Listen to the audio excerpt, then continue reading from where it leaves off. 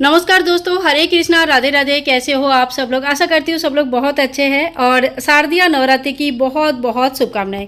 तो आज के वीडियो में हम देखेंगे और विस्तृत रूप से जानेंगे कि कौन सा सामग्री ऐसा है जो हमें ज़रूर चाहिए पूजा में और हमें पहले से ही उनकी व्यवस्था कर लेना चाहिए।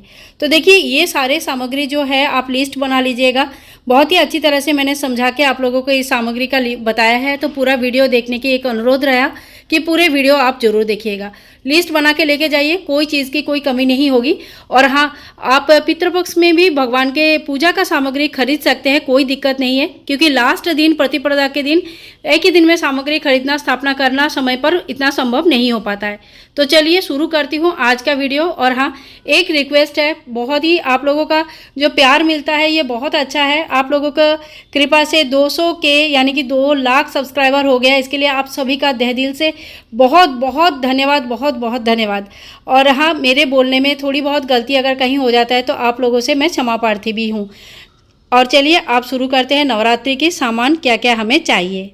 देखिए, नवरात्रि पूजा के लिए आपको एक बड़ा सा चौकी चाहिए। आप लोग पूछते हो इस चौकी का साइज़ क्या है, तो ये 16 बाय 16 इंच का चौकी है।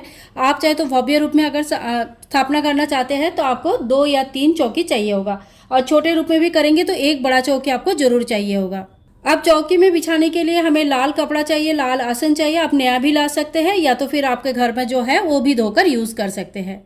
इसके बाद माता रानी की फोटो या विग्रह जो भी आपके मंदिर में है या जिनका भी आप पूजन करते हैं उनकी पूजन आपको करनी है। और अगर आप इस साल नहीं आपके घर में है, आप नया लाना चाहते हैं तो नया ला सकते हैं। तो देखिए, इस तरह से माता का जो नवदुर्गा का रूप है, इस तरह का अगर फोटो है तो आप पूजा कर सकते हैं। नया लाएंगे तो ध्यान में रखिएगा, शेर का मुंह बंद होना चाहिए। मतलब देखिए, ऐसे ही कहा जाता है कि शेर का मुंह खुला होने से हिंस्र होते हैं, तो बंद होना चाहिए, ठीक है। तो आपको माता रानी की इस तरह का एक फोटो या मूर्ति की जरूरत पड़ेगी। इसके बाद देखिए, गणेश जी की पूजन के बिना तो कोई पूजा होता ही नहीं है। तो आपके पास गणेश जी जो विराजमान है मंदिर में उनकी पूजा कीजिएगा। और अगर आपके पास गणेश जी नहीं है तो आप सुपारी के स्वरूप में भी गणेश जी की स्थापना और पूजा कर सकते हैं। इसके बाद देखिए, आप चाहे तो नवग्रह का स्थापना कर सकते हैं, षोडश मातृका का स्थापना कर सकते हैं। इसके अलावा हमें अष्टदल कमल बनाना होता है, माता रानी के लिए आसन बनाना होता है, और कलश के ऊपर पूर्ण पात्र रखना होता है। तो इसके लिए आप अक्षत यानी कि बिना टूटा हुआ चावल जितना मतलब कम से कम 1-1.5 किलो 100 किलो तक ले लीजिएगा, क्योंकि काफ़ी सारा चावल चाहिए होता है। फिलहाल मैंने इसको वाइट ही रखा है, आप चाहे तो इसको कलर कर सकते हैं, पीला और ग्रीन, साथ साथ में रेड, ये सब कलर किया जाता है। और नवग्रह अगर आप स्थापना, अगर आपके पास यंत्र है तो आप यंत्र से पूजा कर सकते हैं, और नहीं है तो इस तरह का आपको सुपारी ले आना होगा। नवग्रह के लिए 9 सुपारी लगेगा, एक आपको कलश स्थापना के लिए लगेगा, और एक अगर आपके पास गणेश जी नहीं है और आप गणेश जी के स्वरूप में सुपारी रख रहे हैं तो एक सुपारी उनके लिए लगेगा। टोटल 11 सुपारी लगेगा। इसके बाद अगर आप षोडश मातृका की स्थापना कर रहे हैं तो फिर आपको हल्दी की गांठ या 1 रुपया का कॉइन लगेगा षोडश मातृका की स्थापना करने के लिए। षोडश मातृका का स्थापना और नवग्रह का स्थापना एकदम ऑप्शनल है, आप चाहे तो कर सकते हैं, चाहे तो इसको स्किप भी कर सकते हैं। नवरात्रि में देखिए, पाठ का विशेष महत्व होता है। पूजा आप कितनी भी छोटे स्वरूप में कीजिएगा कोई दिक्कत नहीं, लेकिन मंत्र जप पाठ ये सब का विशेष महत्व होता है। तो आप इस समय रामायण भी पढ़ते हैं बहुत लोग, आप रामायण पढ़ सकते हैं, ठीक है। नव दुर्गा का 9 दिन के जो व्रत कथाएं आते हैं, 9 दिन का जो कथा पाठ आता है वो भी पढ़ सकते हैं। या अगर आप सप्तशती पढ़ना चाहते हैं तो आप सप्तशती भी पढ़ सकते हैं। तो ये पाठ जो भी आप पढ़ना चाहते हैं तो वो पाठ के लिए बुक्स आप ले लीजिएगा पहले। और बिल्कुल टाइम नहीं है तो आप चालीसा पढ़ सकते हैं, वो छोटी सी बुक आती है और वो बुक आप पढ़ सकते हैं। और देखिए, बुक पाठ करेंगे तो इस तरह का जो स्टैंड आते हैं, वुडन स्टैंड, इसके ऊपर रख के हमें रामायण वगैरह काफ़ी मोटी बुक होते हैं तो उनको इसके ऊपर रख के ही पढ़ा जाता है। जो पतली बुक होते हैं वो आपको हाथ में पकड़कर भी पढ़ सकते हैं। तो पाठ का व्यवस्था जरूर कर लीजिएगा, क्योंकि पाठ आपको जरूर करनी है। इसके बाद देखिए, नवरात्रि में ज्वारे बोया जाता है, जौ बोया जाता है। तो इसके लिए आपको इस तरह का मिट्टी का एक कुंडा चाहिए, अच्छी तरह से धो के साफ़ कर लीजिएगा।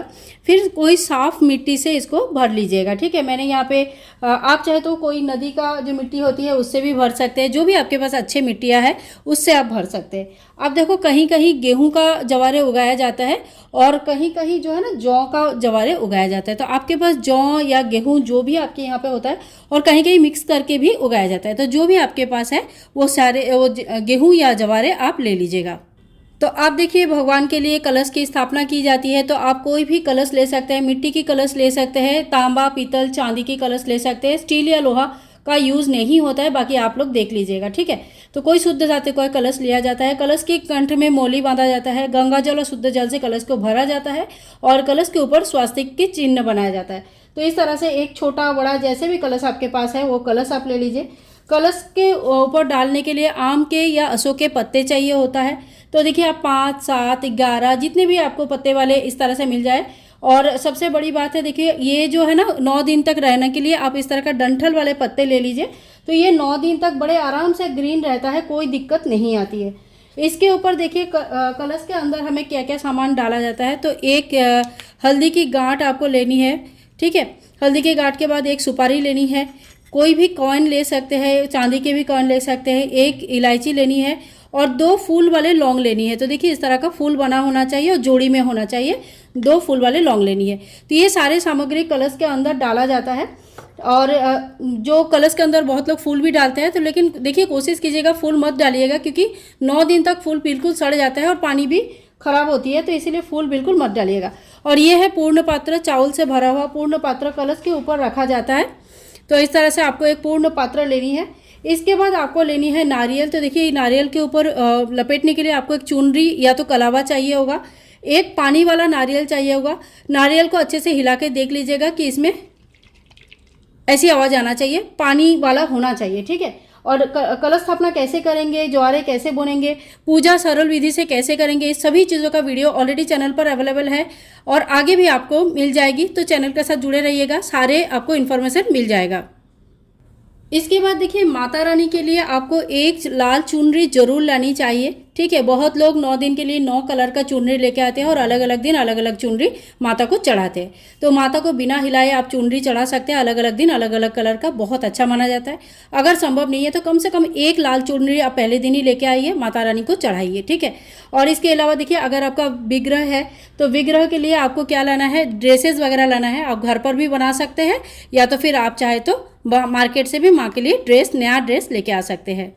इसके बाद देखिए माता को श्रृंगार के सामान चढ़ाया जाता है। तो आप 9 सामान ले सकते हैं, आप चाहे तो 16 श्रृंगार की सामग्री ले सकते हैं, 7 ले सकते हैं, 5 ले सकते हैं।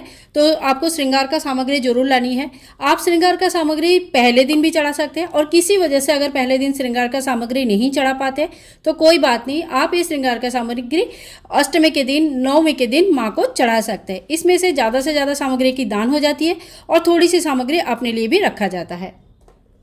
इसके बाद देखिए माता को रोज़ चढ़ाने के लिए आपको कोई ऋतु फल जरूर लेके आना चाहिए। रोज़ आप माता रानी को ऋतु फल जरूर चढ़ाइएगा, ठीक है। इसके साथ साथ ही आप बतासा का व्यवस्था जरूर कर लीजिएगा। 9 दिनों तक सुबह और शाम हमें भोग लगाना होता है। तो घर पर आप जो भी भोग बनाएंगे बहुत अच्छी बात है, लेकिन बतासा मिश्री घर पर जरूर होना चाहिए। बाय चांस अगर आपकी भोग नहीं बन पाती है तो आप इनकी भोग जरूर लगाएंगे और खाली बतासा का भोग नहीं लगाया जाता है। इसके साथ साथ फूल वाले लौंग और इलायची की भी भोग लगाया जाता है। तो आप लौंग और इलायची भी जरूर साथ में लेके आइए।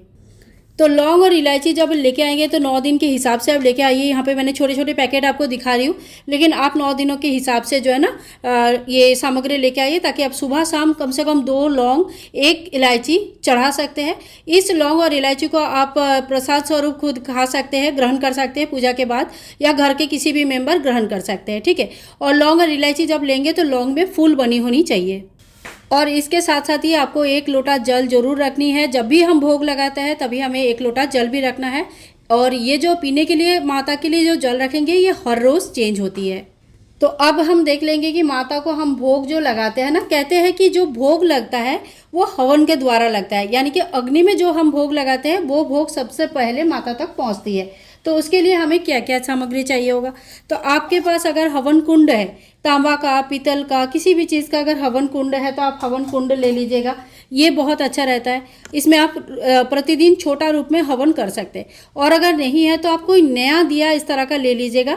दिया जब पहले दिन लेंगे वो नया ही होना चाहिए, और अगर बाद में आप इसी दिया में रोज़ हवन कर सकते हैं, यानी कि 9 दिनों तक आपको नया दिया लाने की ज़रूरत नहीं। 9 दिन आप एक ही दिया में सुबह शाम का हवन या सिर्फ शाम का हवन भी कर सकते हैं। हवन के लिए आप गाय के गोबर का उपला घर पर अगर बनाते हैं तो वो यूज़ कीजिएगा, और अगर नहीं बनाते हैं तो मार्केट में बहुत ही अच्छे से अवेलेबल हो जाते हैं, पूजा का शॉप में आपको मिल जाएगा। उनको बोलना हवन के लिए गाय का गोबर का उपले चाहिए या कंडे चाहिए तो वो दे देंगे। इसके साथ ही आप जो हवन सामग्री है ये भी ले सकते हैं, ये रेडीमेड होती है।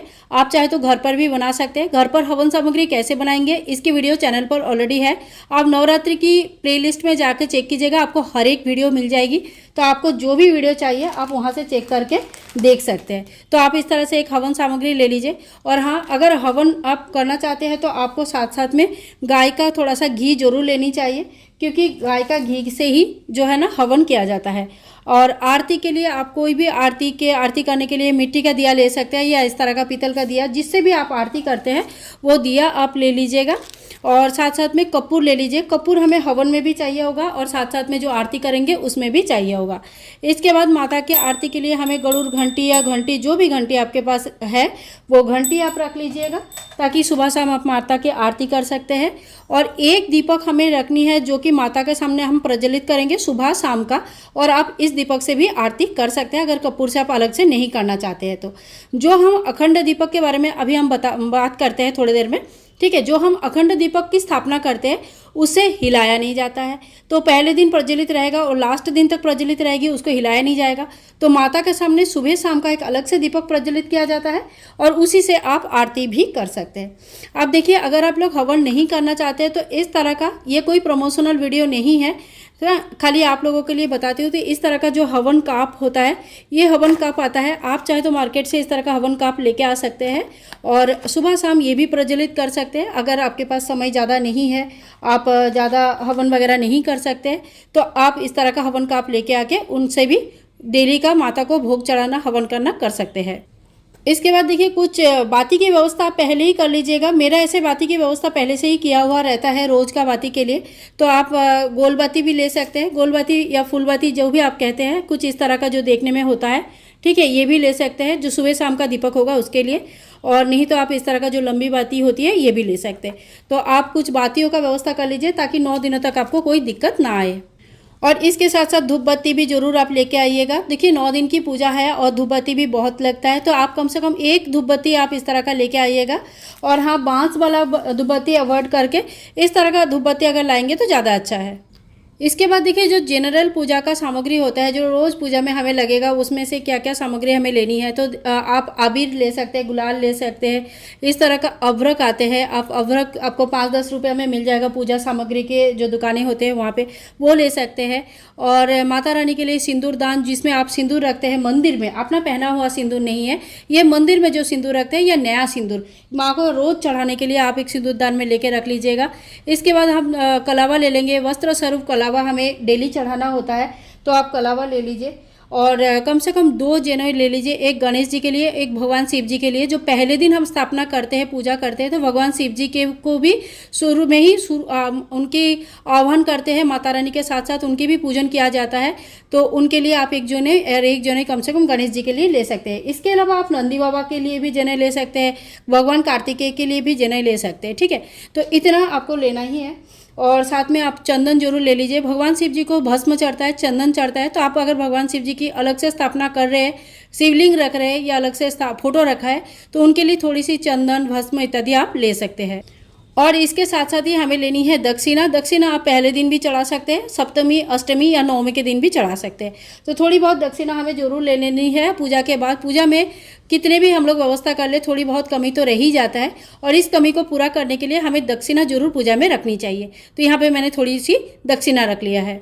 दक्षिणा अपने अपने सामर्थ्य के हिसाब से रखा जाता है, आप जितना रख सकते हैं, जितना दान कर सकते हैं, उस हिसाब से रखिए। और हाँ, धूप दीप प्रज्वलित करेंगे तो आपको तिल का तेल चाहिए होगा, तो आप 2 लीटर कम से कम तिल का तेल ले लीजिए। मोस्ट प्रोबेबली 1.5 लीटर तेल से 9 दिन की दीपक प्रज्वलित हो जाता है, कोई दिक्कत नहीं आती है। 1 लीटर से भी अगर अच्छी क्वालिटी का होगा तो 1 लीटर से भी हो जाएगा, लेकिन फिर भी फॉर द सेफर साइड आप 2 लीटर तेल कम से कम तिल का रख लीजिए। और अगर आप घी से प्रज्वलित करना चाहते हैं तो कम से कम आप 1 किलो या 1.5 किलो घी आप रख लीजिए अखंड दीपक के लिए। बाकी आपका जो नॉर्मल पूजा अर्चना होता है, अपने मंदिर में पूजा रहेगा, उस हिसाब से आप रख लीजिएगा। और देखिए, साथ साथ में हमें फूल चाहिए। फूल तो हमें डेली चेंज करना है। सुबह जो फूल चढ़ाएंगे वो शाम को हमें निकाल देनी है। आप शाम को फूल चढ़ा भी सकते हैं, नहीं भी चढ़ा सकते हैं, लेकिन मॉर्निंग में डेली एक एक फूल कम से कम भगवान को चढ़ाना चाहिए। और माता रानी के लिए अगर आपको लाल फूल मिल जाता है, गुलाब या कोई भी लाल फूल मिल जाती है गुड़हल का, तो वो आप चढ़ा सकते हैं। भगवान गणेश जी के लिए आप दुर्वा घास ले लीजिएगा। और हाँ, भगवान शिव जी के लिए अगर आपको बेलपत्र मिल जाता है तो बेलपत्र ले सकते हैं। माता रानी को इस समय 108 बेलपत्र की माला पहनाना बहुत ही ज़्यादा शुभ माना जाता है। संभव है तो पहनाइए, अगर नहीं संभव है तो आप 21 जो बेलपत्र आता है 21 बेलपत्र का भी माला बनाकर माता रानी को पहना सकते हैं। तो इसके अलावा आप एक माचिस जरूर ले लीजिएगा। तो माचिस आपको एक माचिस आप हमेशा यहाँ पे ही रख दीजिएगा सामने आसपास कहीं। और हाँ, अखंड दीपक के बारे में मैं अभी आपसे बात करती हूँ। और साथ साथ में आप ले लीजिएगा इत्र, ठीक है। इत्र माता को डेली चढ़ाइए, बहुत ही अच्छा माना जाता है। आप देखिए, लास्ट में हम बात करते हैं अखंड दीपक की। अखंड दीपक के लिए आपको कोई बड़ा दीपक चाहिए होगा, छोटे दीपक से अखंड दीपक नहीं प्रज्वलित होते हैं। इसकी बाती भी खास होती है, मार्केट में भी आपको मिल जाएगा। घर में 100 हाथ का कलावा या रुई की बाती बनाकर आप पहना सकते हैं, यहाँ पे डाल सकते हैं और इस तरह से आप अखंड दीपक की प्रज्वलन कर सकते हैं, ठीक है। अखंड दीपक की स्थापना करना कोई कंपलसरी नहीं होती है। अगर आप घर से बाहर जाते हो और घर पर हमेशा नहीं रहते हो, 9 दिन कंटिन्यूस आप घर पर नहीं रह सकते, तो आप अखंड दीपक का स्थापना ना करें और केवल सुबह शाम का दीपक का स्थापना करें। और अगर आप घर पे हैं और आप अखंड दीपक जला सकते हैं, उनके ख्याल रख सकते हैं, तो फिर आप घर पर अखंड दीपक की स्थापना कर सकते हैं। अखंड दीपक आप कोशिश कीजिएगा पीतल या कोई धातु का होने के लिए, क्योंकि 9 दिन तक जलती रहेगी। मिट्टी का बहुत लोग जलाते हैं, लेकिन ध्यान कीजिएगा कि मिट्टी का कभी कभी लीकेज होता है, बहुत ज़्यादा लीकेज हो जाता है, तो उस केस में आपको बहुत दिक्कत आ जाएगी, ठीक है। और इनकी जो बाती होती है ये भी खास होता है। बाती कैसे बनाया जाता है इसकी वीडियो चैनल पर है, आप लोगों को बार बार बोल रही हूँ, सारे वीडियोस चैनल पर है, आप लोग जरूर उस वीडियोस को सारे को एक बार चेक कर लीजिएगा।